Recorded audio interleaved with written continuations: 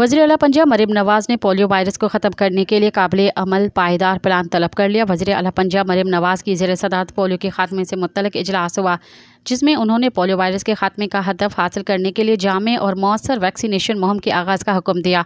उन्होंने इस मौके पर वैक्सीनेशन मुहिम के दौरान मिसिंग चिल्ड्रन का मुस्तनद डेटा मरतब करने की हिदायत भी की।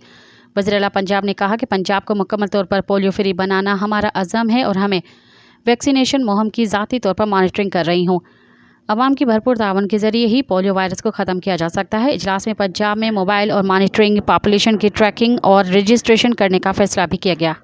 मज़ीद ख़बरन ऐं तफ़सीलात लाइ विज़िट कयो असांजी वेबसाइट www.awamiNewsHD.com ऐं ॾिसंदा रहो अवामी न्यूज़ HD।